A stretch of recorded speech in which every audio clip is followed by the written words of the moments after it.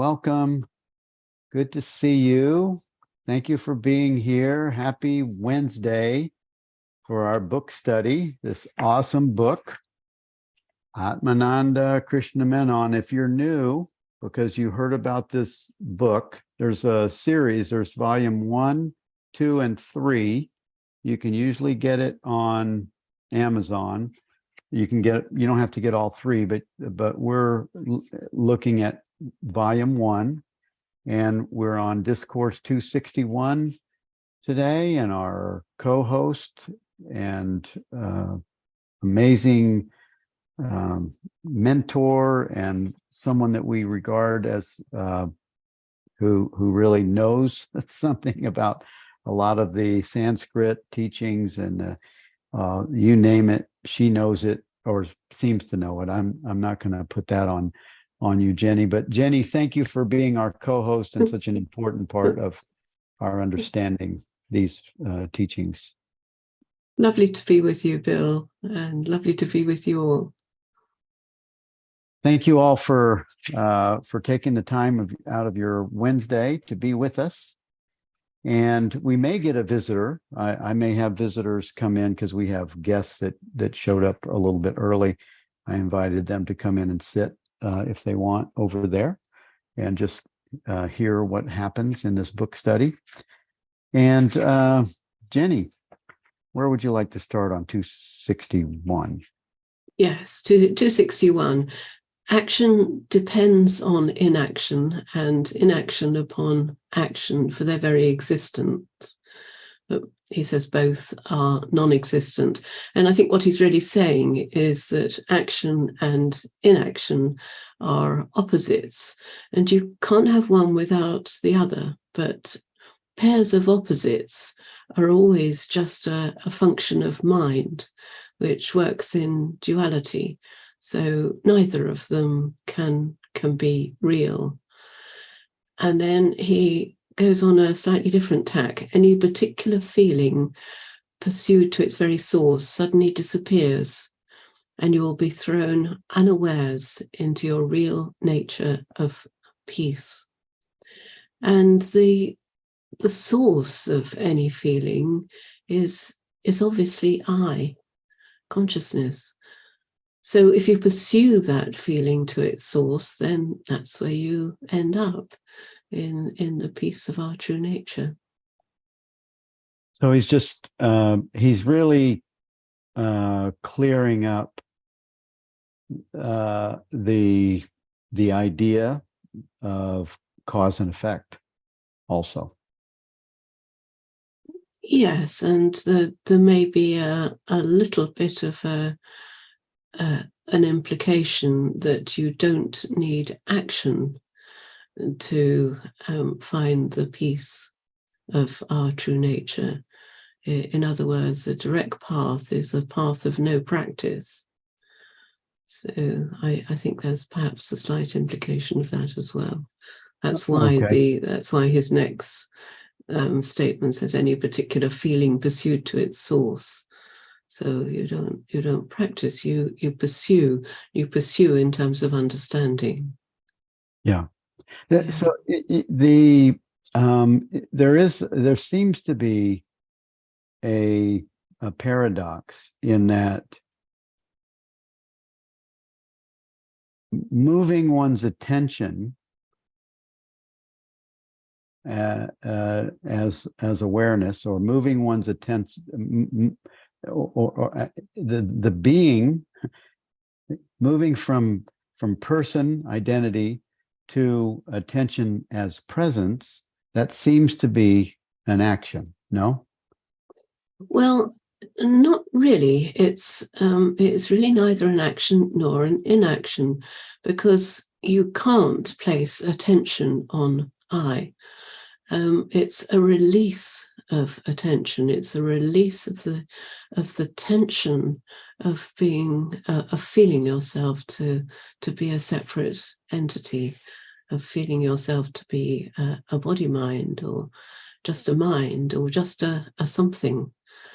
And it's a release of that tension. That's not really an action. It's something Something that happens naturally. I hear you,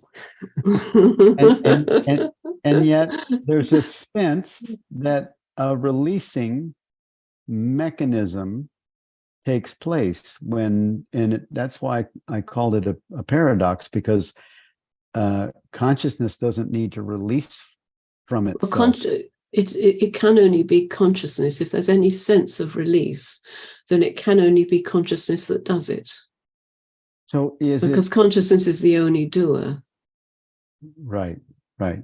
And yet it's not a doing, it's a being.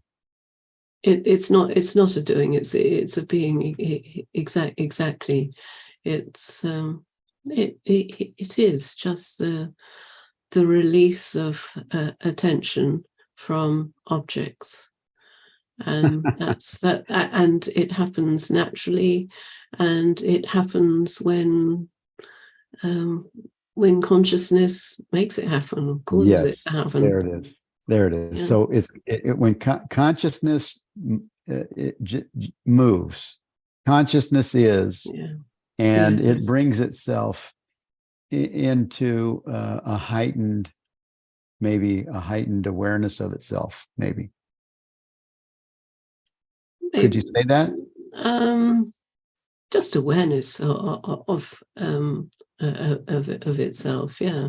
Well, the release, just the noticing. Okay, the release feels like it's a something. Yeah. See, the mind likes to claim actions because it's not really happy in imagining there's something else that does all what it regards as its actions. So it likes to claim them, but it claims them after the event. Right. Okay. Well, I'm trying to wiggle in there with something that I'm not trying to oppose this what's being offered, but and let me take that "but" word out back. There's no but. I want to express what seems like a something that's a nothing. Yes, it seems like a something, but actually it's a nothing. That's perfect. That's funny. Well, I love this guy. Atmananda is the man. Oh my God. Yeah. And I like what 262 is really great. I hadn't heard an answer to this. What is Vedanta? Mm-hmm. I love what he says with this. Yes. Yeah. The end of knowledge, truth alone, pointing to truth. Yeah. Yeah. And he goes on to say, so therefore it has no quarrel with any religion. But he says to his students, please come higher still. Vedanta transcends all, and it's the fulfillment of all religions. So really what he's saying is that Vedanta is the highest level of truth. The religions are progressive paths, which if you go far enough, culminate in a teaching that is the same as Vedanta. Might be expressed a little differently, but it is the same as Vedanta. And that's what he means when he says Vedanta is their fulfillment. That often the direct path is described as the final push for the summit. That other indirect paths or progressive paths take you 3/4 of the way up the mountain, but there's the final push for the summit, which is the direct path, which is what he teaches. Yeah, I like how he he calls it he expresses it has no quarrel with any religion. It only says to all religionists, dear friend, so far as you have gone, it is all right, but please come higher still. Yes. Yeah, I like that. And he's expressing that what I think of as the Vedanta as being there's a higher when he's saying that there's a higher experience, or there's a higher understanding, would you say? Yes, a higher understanding. Yeah. Yeah, not so, maybe not experience, but there's a Vedanta is a higher understanding, or there is a higher understanding in Vedanta.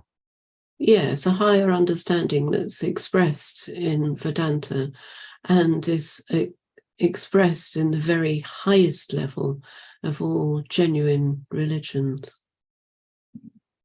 Right. Yeah. He says Vedanta does not belong to any particular religion, but transcends all and is, in fact, the fulfillment of all religions. I love that. Yeah. Nothing is left out.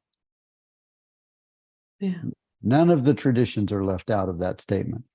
In this, Vedanta alone remaining as the background which gives life to all religions. So he's saying that Vedanta is awareness, or is consciousness. Yes, Vedanta is understanding, really. It's the Okay. understanding aspect of consciousness. Yeah. Okay. Even after realizing Vedanta, one could very well continue his or her worldly life as before, being to all appearance a member of the old religion to which he or she formerly belonged, but to himself or her, he or she has transcended all its boundaries, and he or she can no longer be claimed by it. I love that statement. Yes. Yes. So you're no longer controlled by a particular belief, because all religions have associated with them a set of doctrines or beliefs. So you're no longer controlled by those. You've let those go. But he says that it makes one a better Hindu or a better Christian or a better Muslim, as the case may be. So you can still live within the cultural aspects of that religion. And often religion is very much embedded in society. Maybe not so much nowadays, but in India, still, I think to some extent, religion is embedded in society. Oh, So yeah. Yeah. there's no reason not to conform to the ways of living which are part of the social norms of that society. It doesn't mean that you're believing in the doctrines on which it's based. Right. You can still, this goes along with his clarity of being a householder. You can still be a householder and have and be a sage and have a awakening. You can still be a householder, and you can still be a sage and go back into your religious cultural religious experience. And in that last sentence on that discourse, thus the sage is the fulfillment of all religions. It doesn't see separation in any of the religions even. Yes, and even beyond that, the sage is not a person. There really is only one sage, and that sage is truth, is truth and understanding. Yes, yes. Yeah. And what you just, I mean, the world doesn't seem to be dominated by, I mean, it is dominated by religious culture in different, all the different countries. When we were in India, there were 5 million people, Hindus, that descended on Tiruvannamalai. I would guess that it would, a high number would be 5% of those would be really of ones that had true understanding. The most of them were religious Hindus. Yes. Yeah. And Christians and Islam, those two traditions, they're pretty dominant around the world. So we do have a lot of religious traditions still. Yeah. Yeah. Thankfully, the awakening is getting more popular and growing. But the truth of the matter is, it doesn't matter, does it? It doesn't matter at all. Yes. Yeah. I can't remember which of the Upanishads it is, but it says something like thousands are called, and only of those thousands, just a tiny number will ever recognize their true nature fully. So it's not something that's really designed, I think, to happen. It's available, and some people are drawn towards truth, and that's what they want more than anything else: truth, happiness. Yeah. Well, that's what everyone's looking for. Even I mean, the non-religious, the addict, or all of us. Materialism. Somebody just wrote on the board, materialism, and I like what Rick said. It simply doesn't matter. It really doesn't matter. The only thing that matters is, where am I in this moment? And that's it. Yes. What he says after that is also important. It matters only when we dummy awareness down to human level. And there is a lot of, he's right, there is a lot of dumbing down of awakening and awakening paths and methods, and I think that does matter. But even then, it only matters if the real teaching, the real understanding, becomes unavailable. And as long as it remains available, then that's fine. People may have to search around quite a lot, may have to reject huge numbers of teachers and teachings before they find what they're really looking for. Yeah, right. Lynn said, Jenny, please explain why the term awakening is misleading. Okay, well, the term awakening implies something that happens. It implies an experience that exists in time. We talk about when we wake up in the morning, then that's a state that we go into. We transition, or our body minds rather transition from sleep into wakefulness. And a lot of the older progressive paths had this idea that there were higher levels of consciousness, and that you could become suddenly more awake and see things completely differently, and you saw sort of special colors and all sorts of all sorts of different things from ordinary people, and you had special powers and God knows what. It has a lot of those connotations. Whereas, in fact, what the direct path is really talking about is not what I would call awakening. It's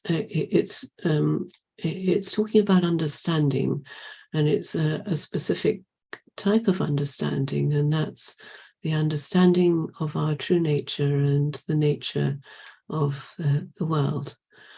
And that's something that once you understand, you, in a strange way, realize that it was something that you already knew and had always known. So in that way, that's why the term awakening can be misleading. Now, it's difficult because awakening is such a common term; it's used by everyone. But I think it's unfortunate. I will put it that way. Well, I'm guilty of using that word a lot because I like it. For me, it implies either someone is interested in these matters, they're interested in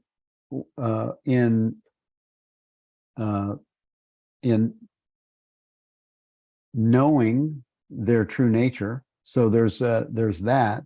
And I like to call it awakening awareness, where it seems to be gradual. It's mostly because we're so fixed on our identity as the body mind.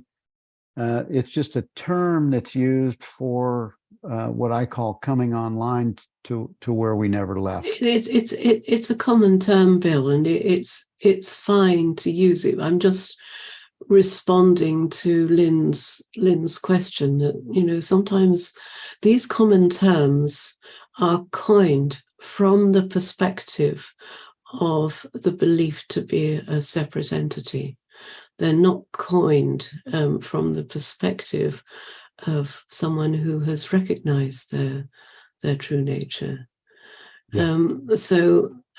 But on the other hand, if you're talking to people who have an interest, as you say, Bill, then you have to use a term that they understand and recognize. Yeah, exactly. Yeah, it's tricky. We do need to use words. Yeah, we do. Yeah. And Andrew has a question: understanding of oneness. It's yes, absolutely right, Andrew. It's the understanding that my reality is the same as the reality of the world, and that there are no divisions in that reality. So that's oneness is a very appropriate word to describe that. Yeah. That you feel that there is nothing separate from you, that as you look out at the world, that it's not a world outside. There's no inside you and outside you. There is just one. And so, yeah, oneness, perfect word. Yeah, it's good. Awakeness. Holger said awakeness. Yeah, awakeness is just a term, I wouldn't go with awakeness, even less than awakening. Right. Use it. Don't use it. It's not a. It can be challenged. It's not accurate, but there's a lot of words. There's a lot of terms that we use that are not accurate. Yeah. Well, unfortunately, all the terms we use are inaccurate. Not just a lot of them. Right. And actually, no one here wakes up. Sorry. That's another kind of a what? Exactly. Yes. Right. 264 is a good one. What is the composition of the ego? Right. So, Jenny, I heard you say on Friday, the ego doesn't exist. There's no ego. It doesn't. Absolutely not. Yeah. There's no existence whatsoever. So it's as he says, it's a crude mixture of body and consciousness, which combines both of the thoughts, I am the body from an objective point of view, and I am consciousness from the subjective point of view, from I. And he says in the first thought, the consciousness part of ego is ignored and the body part alone emphasized. And the second part, the body part is ignored and the consciousness part alone is emphasized. But ego is both of those ideas, and consciousness is seen as, if you accept both of those ideas, then consciousness is seen as limited and dependent on the body. And so that's what ego means. Whenever you feel I'm limited and dependent on the body, then that's what's described as ego. But ego, really, the meaning of the word ego, it's a Latin word, is I, and it's not I. So ego as I doesn't exist as a thing. It exists as a belief, an idea that comes and goes. So it has no reality. And taking it back a little further, ego is a term that's given to the to what seems like the I am identifying itself as a body mind. Yes, that's another way of expressing exactly what he's saying here. Yeah. Yes, you can identify yourself as a body mind. What he's also pointing to here, I think, is the limitation, because it's this mixture of the body and consciousness. Then automatically it acquires the limitations of the body. So that identification has that implication, as an implication of limitedness. Right. And it also makes the experience is that you lose yourself, or what it seems like you now have veiled yourself from yourself. You've mistaken yourself for an object which has been created by mind. So you can say, yes, consciousness has veiled itself from itself. It's a poetic way of expressing it. Yeah. Rick says ego does not exist in reality, only reality exists, but ego can said to have a function in the same way your personality does, but see it as a very limited function and not an identity. I wouldn't say that ego has a function, Rick. I think I know what you're saying. You're saying that when we say I, when we use the word I, when we're talking to people about ordinary practical things, then we can be referring to a body mind. and that's perfectly legitimate and that's perfectly understood. Even if we're talking to other spiritual seekers and we use the word I, sometimes we refer to, sometimes we are referring to a body mind. Francis once gave an example of where you use the word I and you're actually referring to your car. This stupid guy came out of this side turning and he smashed right into me. Now, you're not referring to your body mind there, you're referring to your car. So we when we use I, we can be referring to all sorts of things, but that's fine as long as you recognize that what you are referring to in those situations is not what you really are. And there's no reason to try and talk in the rather silly way that some Advaitins do talk, where they try to avoid the word I, because it implies duality. Yeah. Or describing your experience in third person is a little bit exactly. ridiculous.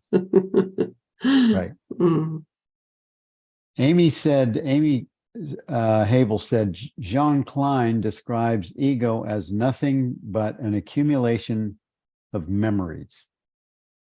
Yes, that's often how it seems to get created. So, for example, we remember from being young that we're taught that, well, I'm a girl and he's a boy. So that's one little memory we have. And then we're told, oh, well, you're very good at writing poetry. Okay, so I'm a poet. And I'm a girl poet. And you accumulate all these things, all these memories. You accumulate masses of them. And I'm a mathematician. I'm a windsurfer. I'm a glider pilot. Loads and loads and loads of things we accumulate, and they are all memories. The whole lot of them. Yeah. Yeah. Just an accumulation of identities. Yeah. So we're identifying with a set of memories. What's very interesting is Ouspensky's idea that these memories fall into different sets, and you can suddenly switch from one set to another. So it's like lots of little small eyes, and you can suddenly switch from one small eye to another one. Yeah. And that's actually quite a good description of how identification does tend to work, I think. Yeah. One of the things I really love about Atmananda's teaching and Jean Klein also is that the understanding brings you to the place where you recognize that you're all of these things and none of these things. And that's a real experience that seems to gradually have clarity and understanding. It seems to just pervade the mind of the body mind. It seems to pervade that consciousness and break it up a little bit to release it. Well, consciousness doesn't need releasing. Consciousness is always completely free and unconstrained. It's just that we conceptualize consciousness as being something inside here, and it's very hard to let go of that belief, because that's something we're taught in quite an insidious way, in a sense, throughout our schooling. Taught that consciousness is in there. Consciousness we're taught consciousness is in my head, my dog's head, my friend's head. There are lots of little bits of consciousness all over the place in different heads. that's not how it is. Right. Heads and bodies and dogs and people are in consciousness, not Yeah. consciousness in them. Yeah. And yet it is consciousness releasing itself from the illusion or from the idea that any of that is true. It's I'm not keen on the consciousness releasing itself. Because I don't think consciousness is ever bound. So I don't think it doesn't feel to me like a release. Consciousness plays the game of ignorance. It loves it. It plays it. Right. And then it stops playing it, like children, they'll play with a train and then they'll stop playing with a train. It's Right. like that. Right. So it's not even a releasing at No, that level. I don't think so. Right. Yeah. I buy that. Let's look at 264. Oh no, we just did 260. Let's look at 265. What is the nature of love in its application? That's beautiful, isn't it? This one. Yeah. Yeah. So if you love another for his or her gross and external qualities alone, that love is of the lowest type.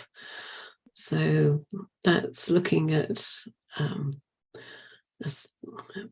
beauty, raw physical beauty, not really seeing anything else in that person. Yeah. And then he says, but if you love the other, knowing that it is the life principle alone in the other that you love, then that love becomes sublime. And life principle, I'm not totally sure what he means by that, but to me, what it feels like is the aliveness, is the behavior, is the natural intelligence, the being of that person. Yeah, that looks closer. And then he says, lastly, if you love the other, knowing that it is that which transcends the attributes, body, senses, and minds that you love, then the otherness vanishes at once. That love is the most sublime and is absolute itself. And that's very obvious. That's seeing and feeling the other as myself, not as one with myself, even as myself. No division, no borders. You can see how the human condition really attaches itself to the first two. Yes. Yeah. Yeah. And then the very last paragraph, the ordinary man believes the object he or she desires to be real and to be the source of the pleasure they enjoy or he or she enjoys. But the sage sees objects as mere pointers back to the self. Yes, and so what he's doing here is he's extending the idea of love for another person to all objects, to everything, and all objects ultimately point to the one self, because that's, if you look at their source, then you see that the source is myself. Yeah. And this goes, in my mind, this is also a pointer to healing. The judgments that are hidden, maybe it's an energy or it's a feeling you get, or someone you hate, somebody's political view, or this thing happening. If you look at it with that being a pointer, it's pointing to you've lost yourself in that projection, in that judgment. Yes, yes. However, it doesn't mean that from a human perspective that we don't regard certain types of behavior as unacceptable. We don't blame a person or a thing for that. We recognize that it's all the play of consciousness. There was a court case which has just ended in the UK, absolutely horrific, of pediatric nurse working in intensive care of mostly of premature babies who need a lot of care, and she just killed one after another in a very cunning sort of way. She's now been put in prison for life. Now it's being able to see that action as being so far from any kind of love or understanding or beauty, but at the same time to see that there was no individual entity that actually did that. And it's quite something to listen to some of the court recordings and what the judges said, and at the same time to feel that no, there's no one guilty. There's no person that is guilty here. That happened. That was part of the play of consciousness. Yeah, that's a tough one. Oh, but we should feel angry. We should, absolutely should, and we should feel angry that the managers, even more at the managers gaslighted the surgeons who were pointing out what she was doing, and allowed her to continue and forced the surgeons to write an apology to her. Anger is natural, and that you can describe that as a judgment of the action, but in a sense it's outrage, and that's absolutely natural, and we should have that. If we don't have that, then we have lost all our humanity. Right. Yeah. But it's not judging a person. Right. So it's really, the understanding brings you to a place where in a gentle contemplation, that would reveal itself. Exactly. It needs first that deep understanding. I don't choose my thoughts, therefore I don't choose my actions, therefore nobody else does. But it needs a deep understanding within yourself that is the case, not a belief judgment is bad. Right. Forget anything like that. That's not helpful. Yeah. What's helpful is understanding. Right. It lays judgment on judging. Yeah. Like double layer. It's another layer. Like, don't judge the judgment. Yeah. And I feel that that what happens is, in quiet, in contemplation, it self-resolves. Yes. Yeah. Somehow it has a way of self-resolving. That's why in quiet, and this is where quiet meditation can be helpful, because it just sort of brings this resolution to the thoughts that would judge or make someone guilty. or yourself. It's contemplation, and it's contemplation's often, I think, misunderstood, but it's asking a question. It's not just meditation. It's depending on how you define meditation, of course.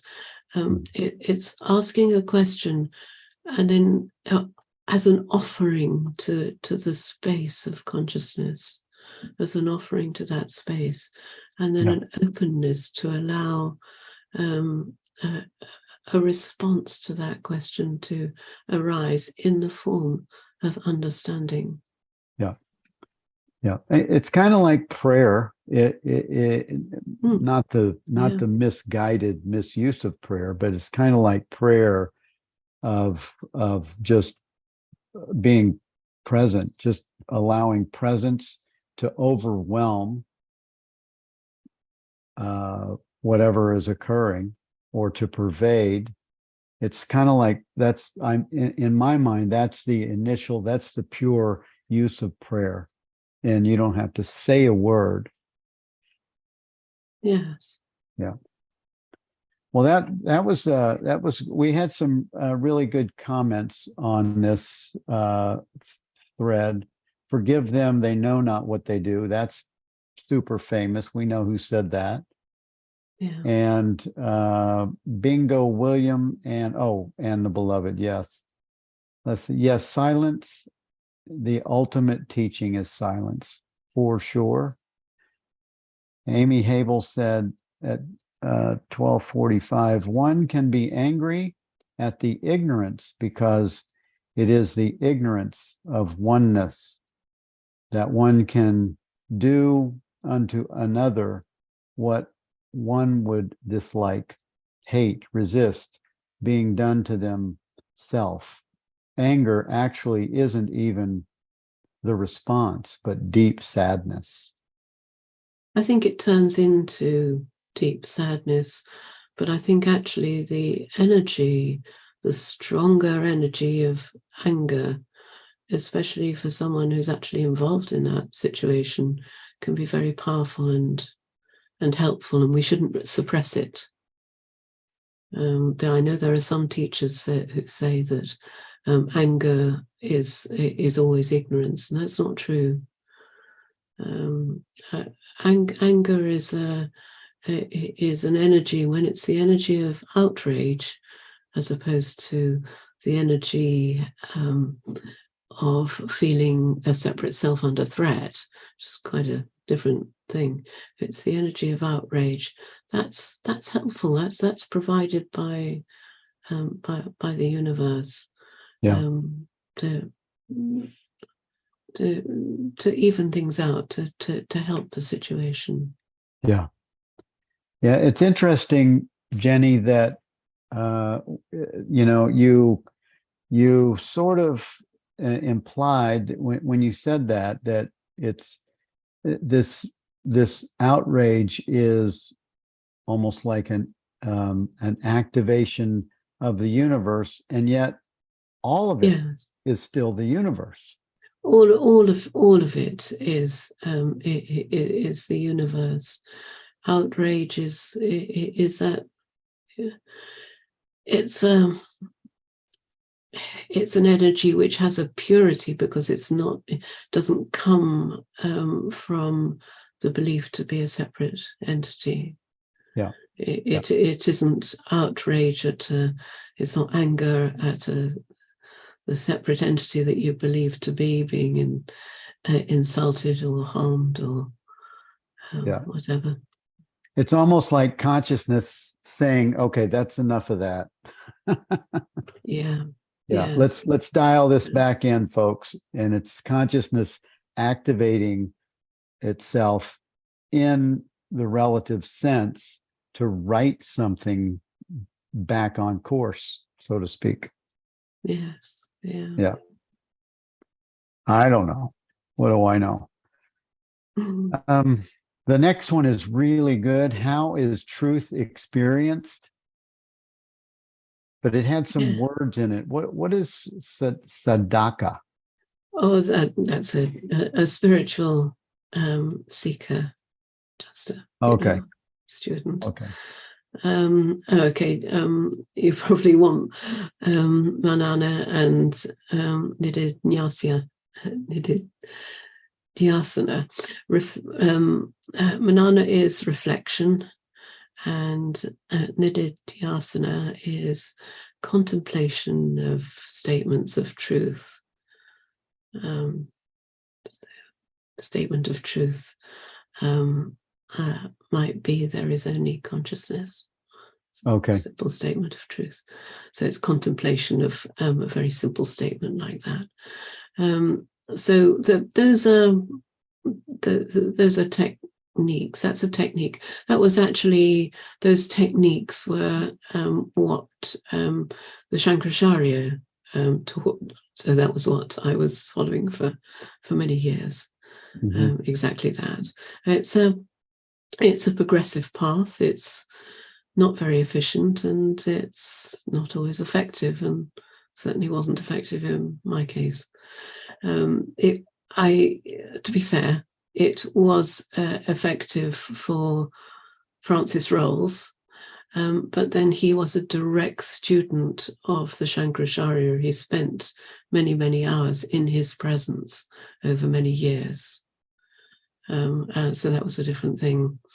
And that's my view, that those sorts of direct paths are really not going to work unless you do have that kind of really quite close and intimate relationship with a guru.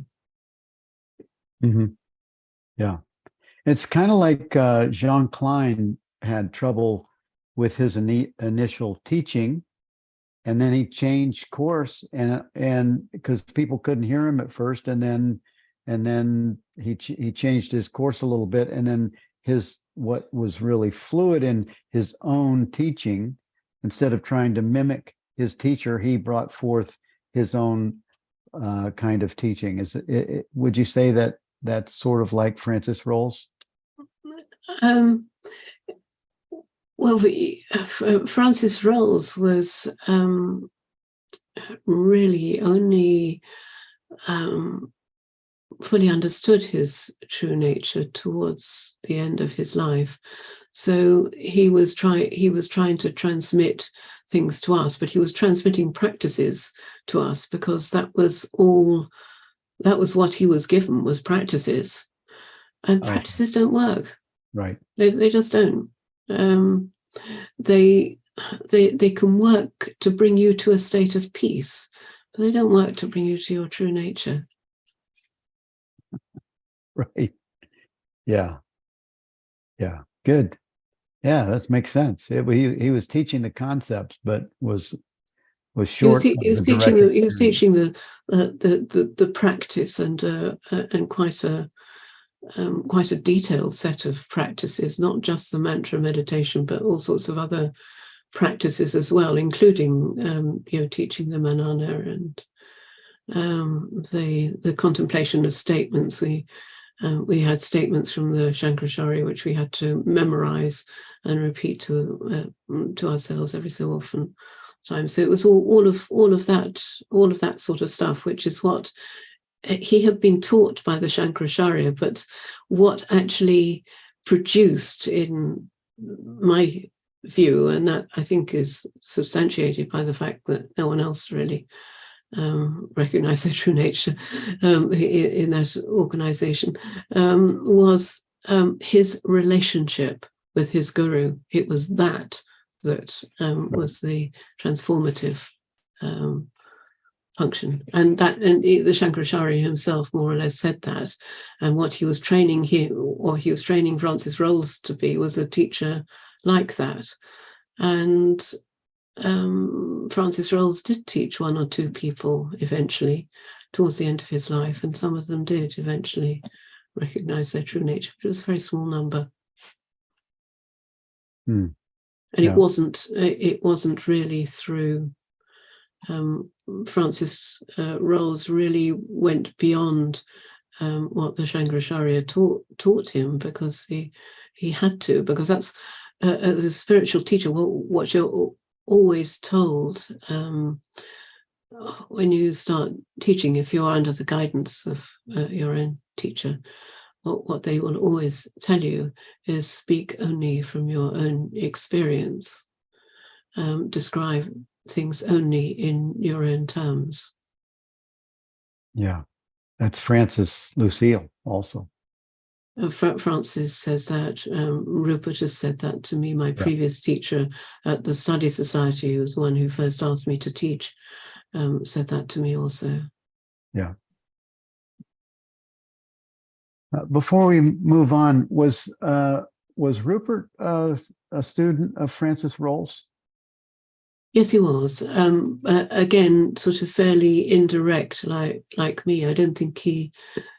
I know he never actually asked Francis Rolls a question in any of the satsangs, so there was no direct correspondence between them. Right. Rick said, for some reason, I prefer the word reality over truth. It seems that truth implies there is an untruth, whereas there is just what is, or reality, which is beyond the realm of opposites. Reality encompasses all, to include illusion, ignorance, truth, untruth, etc. That's fair enough. I like truth, but truth without an opposite. Yeah. Really, as Francis says, love, truth, and beauty, the three attributes of reality. And also the meaning of it. Jesus said, "You will know the truth, and the truth will set you free." The truth will set you free. Yes, and absolutely. Reality will do that. But it's what is the context? What's the context? Truth implies understanding, and I think that's why I like it. But reality, I think it's an important word. Yeah. And I also use a lot. So, but yes, it's the understanding aspect of truth that I think is important. Yeah. Thank you, Rick, for that. And let's move to. Oh, wait a minute. The very last sentence in this discourse, it says, "The disciple has, of course, to make some." Oh, let me go back.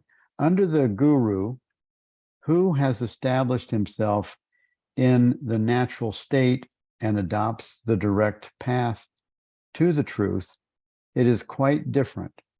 He is the truth itself and knows the truth.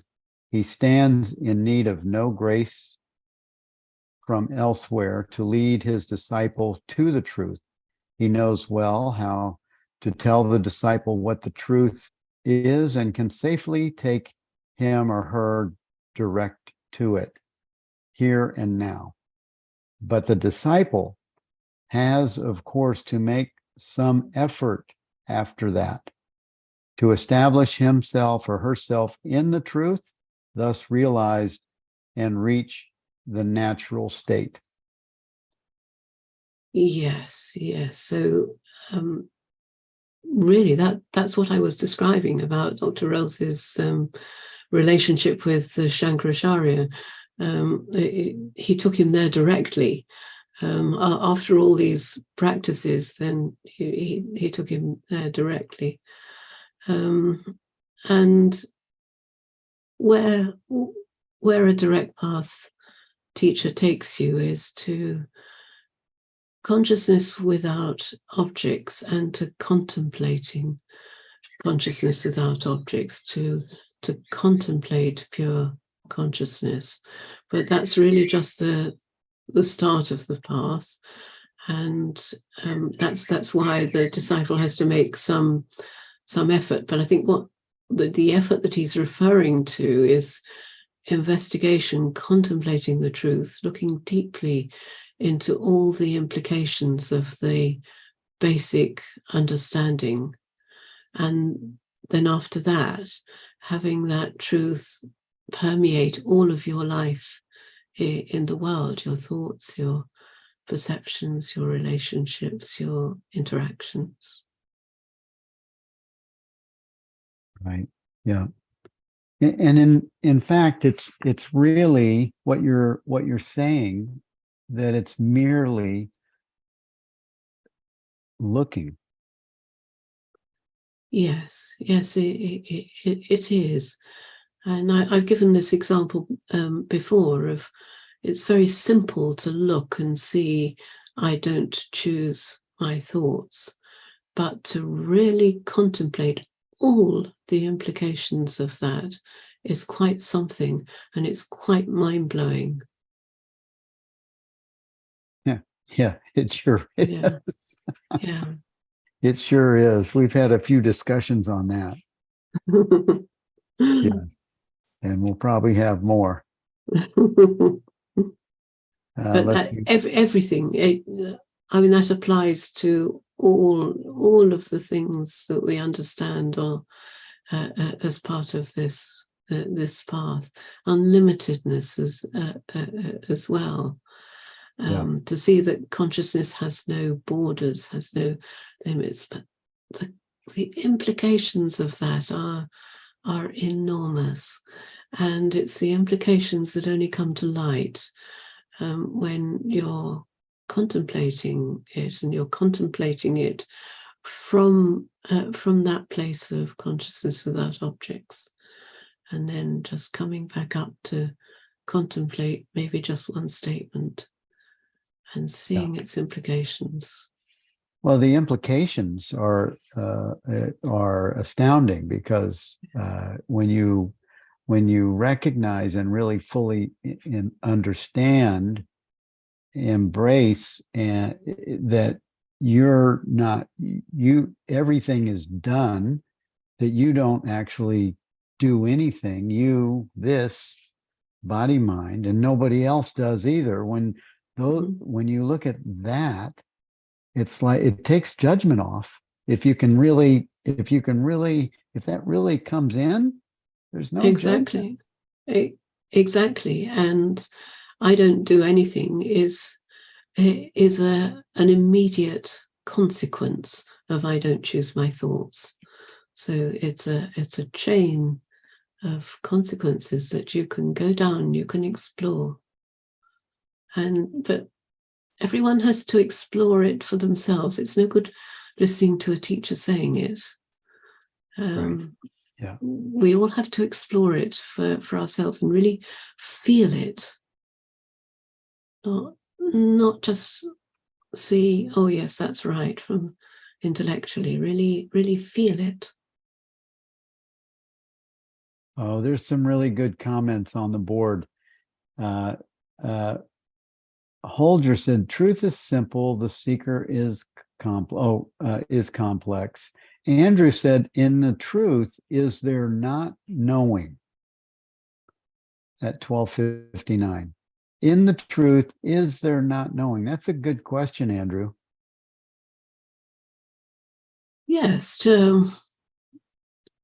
truth is not knowing phenomenally. Absolutely. We can't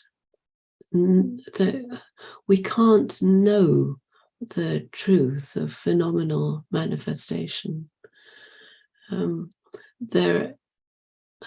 There is truth, that the only truth that we can know is beyond phenomena. So, for example, the truth I am, beyond phenomena. The truth there is something rather than nothing, beyond phenomena. It's something that's obvious, that we know deep within ourselves. Yeah. So it's sort of a companion. Yes. Yeah. Yeah. And the Holger said the opposite of understanding is oversitting. What? That's funny. Well, I like that one. Yes, I would definitely recommend stopping sitting. Funny. Eve said, "Where will I find the evidence that I don't choose my thoughts?" Eve, just look. Just look. Do you know what you are going to think in this next moment now? You don't.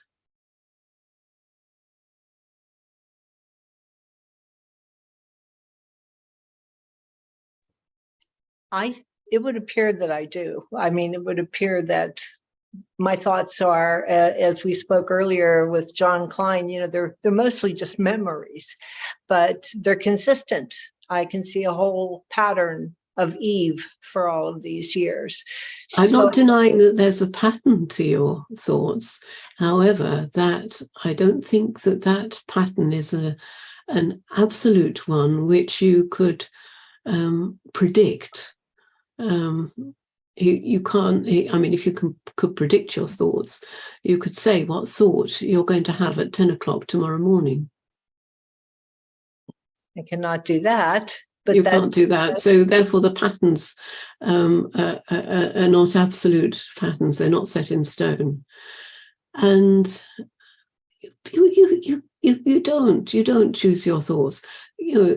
Suddenly, supposing there was an incredibly loud bang that happened, you wouldn't choose the thought. Oh, what's that? Is it a bomb? Is it a car backfiring? Is it a this? Is it a that?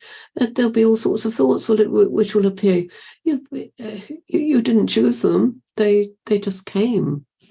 It's if you go very deeply into consciousness without objects, and then you see as thoughts start to reappear, it's very clear you don't choose any of them. They just happen.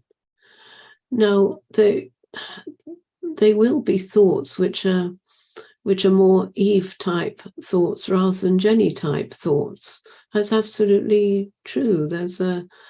There'll be a pattern and a consistency to them, but you're not choosing them. I have been sitting with this since I'm a member of your master class now, and I'm searching like a scientist for the evidence. Seems that I will have to sit with it a bit. Do you ever have unhappy thoughts? Certainly. You do? Why do you I think everyone has unhappy thoughts. Where did that come from? Why do you choose them? Why are you choosing them? Totally stupid, isn't it? Totally Go and choose stupid. Unhappy thoughts. How could you be so stupid? Well, that is not using the intellect, it's using the mind, and the mind would be more of an emotional stupid. Whereas if I is it really choosing? Is there something choosing an unhappy thought? So no, I'm not going to. No, no, I wouldn't. You don't choose. No, exactly. Yes, like as I said, I will have to sit with this, look and search for that evidence. That's good. Your thoughts will often come in response to the universe. You don't choose them. If Bill says something, if I say something, that will produce a thought in you, but it's not you choosing it, nor is it me choosing what I think and what I say. I don't. It's the same thing with the body mind sensations. They happen, and then a thought follows. Somebody speaks, a thought follows. All events, all activities, they happen, and the thought follows it. You don't think of the thought to what the thought's going to be. Well, anyway, I could end this on a funny note and say I'll think about it. Well, I'll just give you Jean Klein's explanation. I mean, it's actually been proved, in fact, scientifically, that you don't choose your thoughts. So, and that's something you can look up, the very early experiments of Libet, but there have been people after him. But Jean Klein said that it's mind coming in after the thought, which claims, I chose that. And it's he gives the analogy of the clown in a circus coming in after the ballerina has done her little act and takes the bow. And that, I mean, amazingly, that has been proved scientifically, that's what happens, that you do not choose your thoughts. I've read that, which you've just stated, John Klein, but I need to, I guess, a pointer where it's been proved scientifically, because I would like to. Chris Frith, I think it's called Making Up the Mind. Making Up the Mind. Thank you very much. Thank you both. Thank you, Eve. That was a great little sidebar. And I think we only have 4 minutes left. So let's just look at the last one that's relative to what we were just saying. 267. How is thought non-existent? That's a perfect way to end this. Okay, yeah. So he says, looked at from the I principle, thought gets transformed into consciousness and ceases to exist as thought. And looked at from the lower plane, the gross objects being proved to be non-existent as such, thought, which is supposed to be their subtle form, becomes a misnomer. So what he's saying is that if we look towards what thought represents, then it represents objects in the physical world. But since these are not real, they're just produced by the virtual reality headset, then he argues that thought itself therefore cannot be real. And but equally, if we look the other way, if we look at the source, the origin of thought, then the origin of thought is the I principle, and there is only one. Thought is consciousness. Thought is the manifestation of pure consciousness. Yeah, and this takes us back to there's only one. There's only the I principle. There's only God. Everything, including everything, is the I principle. The oneness that Andrew mentioned. Yeah, there's only oneness. Right. We still have 2 minutes. We can look at the last one. I mean, the next one, not the last one. 268. Upon what does the world depend? This is an easy one. Right. So he says the world depends on the subject alone. The world appears exactly in terms of the stand taken up by the subject. So consciousness is the universal subject, I, and the world is the manifestation of consciousness, the activity of consciousness. And he goes on to say, when you are subjectively transformed after hearing the truth from the Guru, the apparent world also undergoes a corresponding transformation until at the last stage, the subject and the object both stand as one in pure consciousness, the I principle. I think there is potential for confusion here because Atmananda is addressing a student who believes himself or herself to be a separate entity, but and is therefore looking for some kind of transformation.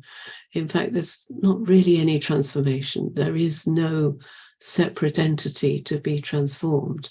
And Atmananda knows that very well. All there is consciousness, but he's taking the student from the student's starting position to that understanding.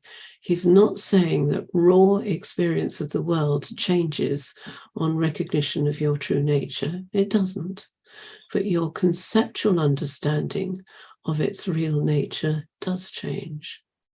Nice. Yes.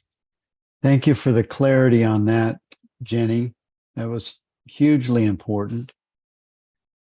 And we're at the end of our time. Don, thanks for the note that we missed the very last sentence on 266. We'll come back next week. We'll pick up where I left off on 266. We'll grab 269 and 70 with our discourses next week. And thank you all for this awesome time together. This was juicy and rich, and thank you for your comments and for coming on with to just inquire about the thoughts, Eve. And thank you, Jenny, for being another awesome co-host for us. And Thank you, we'll be Bill. back next week. We'll have Susan as our co-host. Thank you, everyone.